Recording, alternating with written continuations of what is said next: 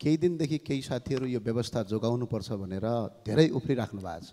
उहाँहरू स्वाभाविक हो, यो व्यवस्था यस्तो व्यवस्था हो चुनाव हार्ने हरुवा चरुवाहरू मन्त्री बन्दै यो देशको प्रधानमन्त्री बन्ने, चुनावै नजितेर पनि सांसद बन्न पाउने व्यवस्था हो।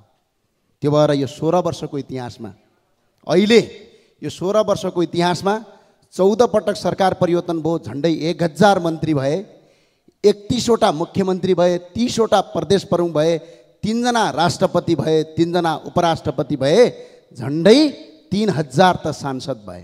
अनि सबै मिलेर खान पाएपछि यो व्यवस्था उत्तम हो भन्नु उहाँहरूलाई स्वाभाविक हो।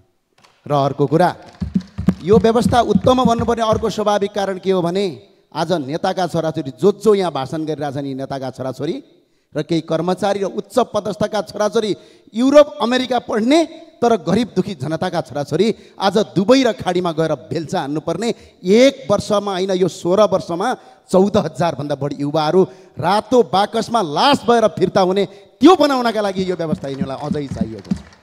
26 खर्ब वैदेशिक ऋण भयो, त्यसका लागि व्यवस्था चाहिएको छ। अहिले पनि यो देशमा अहिले कर्मचारी, नेता र यिनीहरूको सांसद, यहाँका मुख्यमन्त्री, मन्त्री पाल्दा पाल्दै साना राजा, छोटा राजा, महाराजाहरू पाल्दा पाल्दै यो देशमा 1 वर्षमा 15 खर्ब रुपैयाँ खर्च हुन्छ।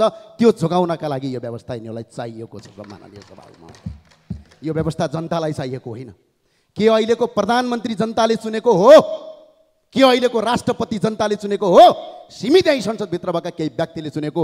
यदि दम, हिम्मत र क्षमता जनतामा जान सक्ने छ भने जनताबाट प्रत्यक्ष निर्वाचित कार्यकारी प्रधानमन्त्री गरेर स्वीकार्छौँ। त्यसपछि होइन भने यहाँ आएर जे मन लाग्यो त्यही बोल्ने, व्यवस्थापाठी गर्ने। मैले हत्याराको कुरा गर्नुभएको थियो माननीयज्यूले। म आज अनुरोध गर्न चाहन्छु, मदन भण्डारीको हत्या कसले गर्यो? त्यो हत्या पत्ता लगाउँछु भन्ने मान्छे अहिले यो देशको प्रधानमन्त्री हुन्छ। मदन भण्डारीको हत्या पत्ता लगाउन कसले रोक्यो? त्यसको जवाफ यो संसदलाई चाहिन्छ।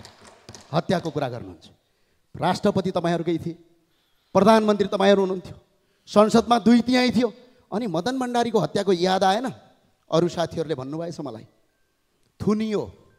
म एकजना व्यक्ति हुँ, तपाईँको यो उत्तम गणतन्त्रको बेला ललितपुरमा चामल बाँड्दा बाँड्दै 9 दिन सिडिओ कार्यालयमा थुनाइ पाएको व्यक्ति हुँ।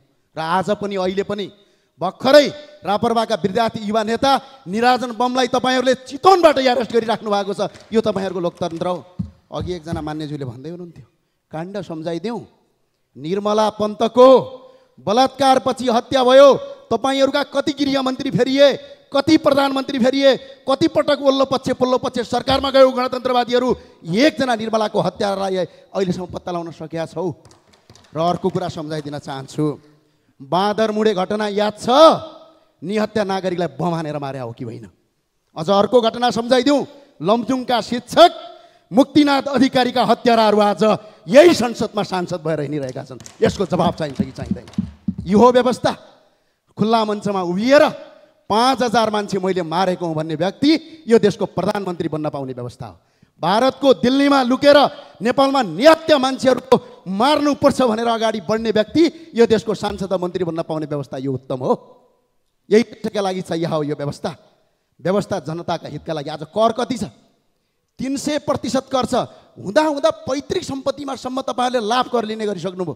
त्यो भएको हुनाले यो व्यवस्था जनतालाई चाहिएको होइन। हामीले स्पष्ट भनेका छौँ, सबै मान्छे अठाउने।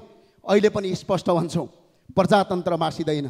न यहाँ प्रजातन्त्र मासिन्छ, न यहाँ लोकतन्त्र मासिन्छ। सिर्फ राष्ट्रपतिको ठाउँमा राजा राखिन्छ, बास यति हो। यहाँभन्दा अरू होइन। यहाँभन्दा लोकतन्त्र र गणतन्त्रको उत्तम व्यवस्थाभित्र हामी छिर्न चाहन्छौँ। जनताबाट प्रत्यक्ष निर्वाचित कार्यकारी प्रधानमन्त्री भजौँ। अहिले पनि यो देश यहाँ कतिपय सांसद हुनुहुन्छ, टीका लाउनुहुन्छ। 81% हिन्दू भएको देश आज हिन्दू राष्ट्र मासिएको छ। प्रदेश संरचना खारेज गर्नुपर्ने प्रदेश पालिएको छ। कार्यकर्ता सेटलमेन्टका लागि देशलाई 26 खर्ब गर्न पाइँदैन। त्यही भएर राजासहितको प्रजातन्त्र चाहिन्छ। खुलम खुला बहस गर्न हामी तयार छौँ। हस्, धन्यवाद।